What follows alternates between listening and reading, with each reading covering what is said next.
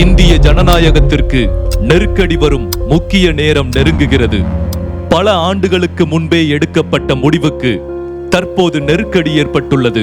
1971ஆம் ஆண்டு இந்திய அரசு மக்கள் தொகையை கட்டுக்குள் வைத்திருக்கும் மாநிலங்களுக்கு எந்தவிதமான நெருக்கடியும் கொடுக்கப்படாது என ஒரு உத்தரவாதம் கொடுக்கப்பட்டது. கடந்த 50 ஆண்டுகளாக பின்பற்றப்பட்டு வந்த இந்த உத்தரவாதம் தற்போது மீறப்பட உள்ளது. மக்கள் தொகையை கட்டுக்குள் வைத்திருக்கும் மாநிலங்கள் நாடாளுமன்றத்தில் தங்கள் பிரதிநிதித்துவத்தை இழக்கும் அபாயம் ஏற்பட்டுள்ளது. இது நியாயமா?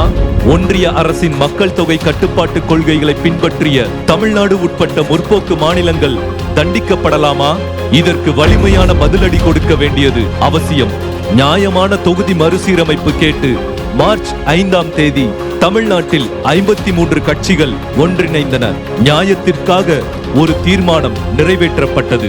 இப்போது இதனால் பாதிக்கப்படும் மாநிலங்கள் ஒன்றிணைந்து இந்த போராட்டத்தை அடுத்த நிலைக்கு கொண்டு செல்கின்றனர். ஒரு வரலாற்று சிறப்புமிக்க கூட்டு நடவடிக்கை குழு கூட்டம் நடைபெற உள்ளது.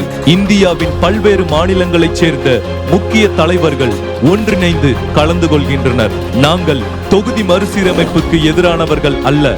நியாயமான தொகுதி மறுசீரமைப்பு நடத்த வேண்டும் என்பதே எங்கள் கோரிக்கை. நாம் இப்போது செயல்படவில்லை என்றால் மக்கள் தொகையை கட்டுப்படுத்திய மாநிலங்கள் நாடாளுமன்றத்தில் இடங்களை இழக்கும்.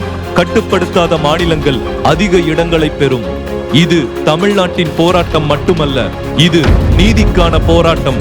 மார்ச் 22ஆம் தேதி பாதிக்கப்பட்ட மாநிலங்கள் தங்கள் குரலை எழுப்ப உள்ளன. அவர்களோடு இணைந்து உரக்கச் சொல்லுங்கள். Fair delimitation. நீதிக்கான போராட்டம் தொடங்கியது. அநீதிக்கு எதிராக ஒன்றிணைவோம். ஜனநாயகம் காப்போம்.